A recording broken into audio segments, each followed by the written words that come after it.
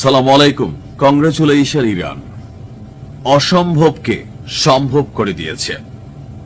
সাম্রাজ্যবাদী আধিপত্য বিস্তারকে কেন্দ্র করে সারা পৃথিবীতে যখন নিজেদের প্রযুক্তির সর্বোচ্চ ব্যবহার করছিল আমেরিকা, আপনি একটা আরব দেশ দেখান যেই কাজটা আজকে ইরান করছে।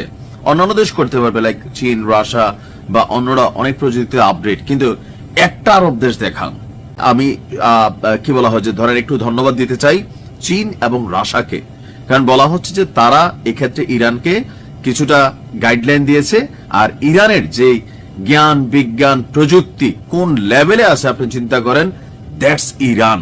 আর এই কারণে ইরানকে চায় না ভাই, শিয়া সুন্নি ভেদাভেদে যাইয়েন না।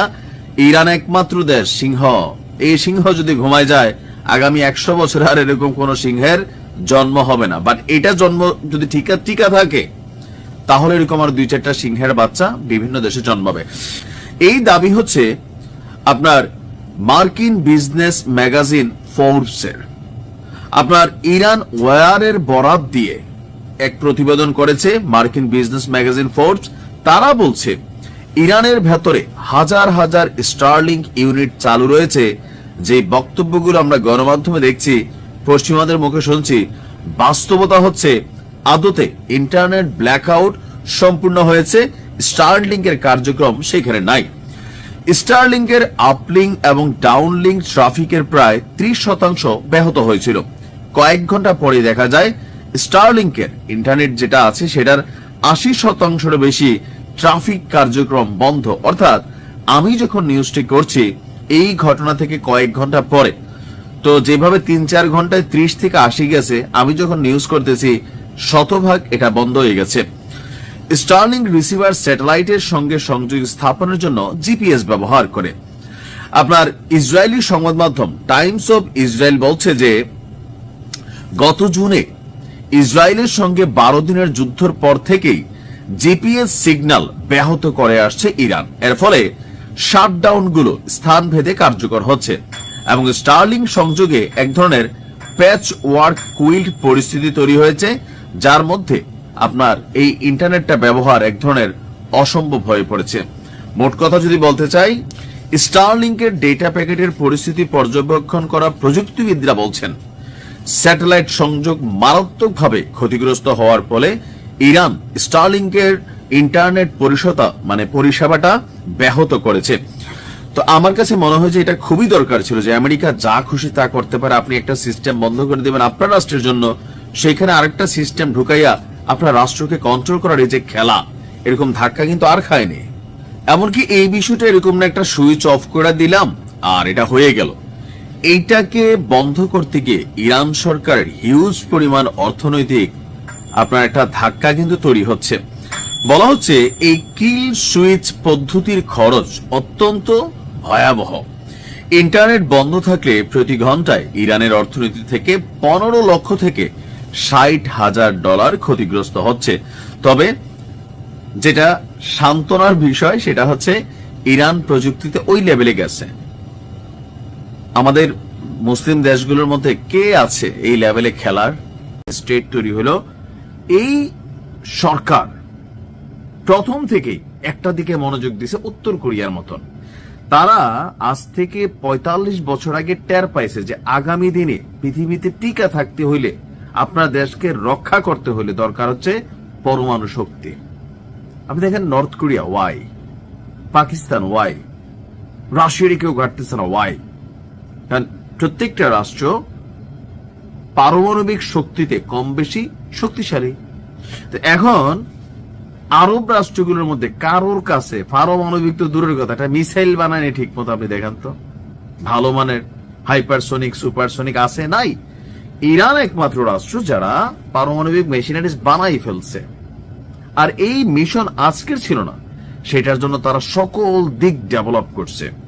অলরেডি গেল বছর জুন মাসে যে ঘটনাটা হইল, আমেরিকা এবং তার দুষ্ট ছেলে, পালিত ছেলে, তারা যে অভিযানটা চালালো, টার্গেট গুলো কি ছিল? প্রত্যেকটা পারমাণবিক ঘাঁটি। বাট ইরানও কম যায় না, তারা জানে যে এগুলারে আজ হোক কাল হোক টার্গেট করা হবে। অনেক সিস্টেমিকলি তারা ইউরেনিয়াম গুলোকে সংরক্ষণ করেছে, সরিয়ে নিয়েছে, ক্ষতিগ্রস্ত হয়েছে, বাট আবার রিকভারিং করছে। তো এই যে কোনোভাবেই ইরানকে পরমাণু শক্তিধর হয়ে গেলে তখন আর মন চাইলেই কিন্তু দিতে পারবে না। ইরান এখন ডেভেলপিং করছে, ধরেন বাচ্চা অবস্থায় আছে, এটা কিন্তু এটা বড় পূর্ণাঙ্গ হবে, অ্যাডাল্ট হবে, তখন আর কিছু করা যাবে না। কেন? তখন লাইক উত্তর কোরিয়ার মতন হয়ে যাবে, কথার আগে হাত চলবে, মাল উড়বে। ইরানের এই সক্ষমতাটা পশ্চিমা যারা আছে, শুধুমাত্র যুক্তরাষ্ট্র না, আপনি দেখেন এখন পেছনে কয়জনের নাম পাইছেন, কানাডা, তারপর পাচ্ছেন যুক্তরাজ্য, ফ্রান্স, তারপর হচ্ছে জার্মানি, আরো অনেক আছে পিছনে, আরবদের মধ্যেও চাচ্ছে না। তো এদের সবার টার্গেট এই পরমাণু কেন্দ্রগুলা, এই প্রকল্পগুলা নানানভাবে বিভিন্ন সময় এখানে ঘটনা ঘটানোর চেষ্টা করছে। সর্বশেষ এই বিক্ষোভের মাধ্যমে এরা ভাবছিল সরকারটা ফালাই দিবে, আর ওই যে আমেরিকায় থাকা ক্রাউন প্রিন্স রেজা পাহলভি, সে স্বপ্ন দেখছে সে ক্ষমতায় বসবে, তারে ক্ষমতায় বসানো হবে। তবে ট্রাম্প কিন্তু না করে দিছে, কারণ এখানে ক্ষমতার আর পরিবর্তন হবে না, everything is right now under control. তো ক্ষমতায় গেলে ইরানের সামরিক খাতে পরমাণু কর্মসূচি যেটা আছে এটা বন্ধ করে দিবেন। এখান থেকে কিন্তু বিখ্যা গেছে এটা। ইরানকে বিশ্বাস করেন, আল্লাহ একটা গায়েবী মদত ছিল, এই লোক মুখ থেকে বলে গেছে। আচ্ছা, বাংলাদেশে যদি পরমাণু শক্তি নিয়ে কাজ হয় আপনি কি খুশি? না, আমি কিন্তু খুশি, কারণ আমি চাই আমার পাওয়ারফুল অ্যাক্টিভিটিস, আমার রাষ্ট্রের শক্তি মেরুদণ্ড, তোমাকে থাবাতে, তোমাকে বর্ডারে মানুষ মারে, তোমাকে জেলে ধরে নিয়ে যায়, আর আমরা শুধু বৈশা বৈশা তাল্লুলা চাটি, আমরা কিছু করতে পারি না, কারণ ওরা জানে আমরা দুর্বল। ফাঁকনা কথা বলা ছাড়া জাতি হিসেবে বাঙালি একটা গুণ লইয়া জন্মায়, ফাঁকনা কথা, এটা আমরা বলতে পারি। হ্যাঁ, আচ্ছা, তো এখন এই যে তিনি এটা মুখ ফসকে বইলা ফেলছেন রাজা পেহলভি, যে আমি যদি ক্ষমতায় যাই তাহলে ইরানের পারমাণবিক কর্মসূচি বন্ধ করে দেব, সাথে সাথে ইরানের কিন্তু সচেতন জনগণ বুঝা গেছে লও ঠেলা, খেলা তো অন্য জায়গায়।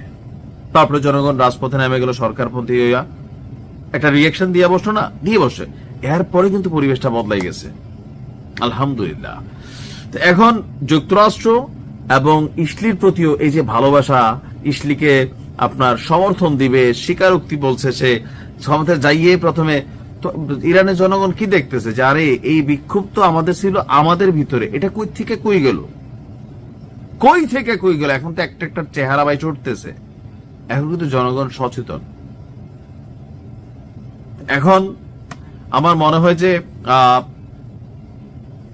একটা বড় অভিযান হবে, যুদ্ধ হবে, দেশে বিদেশে এখনো চলতেছে খেলা, দেশের ভিতরে এক শ্রেণী এখনো বিভিন্ন জায়গায় বিচ্ছিন্ন ভাবে প্রতিবাদ বিক্ষোভ জারি রেখেছে, সরকারকে হিমশিম খেতে হচ্ছে।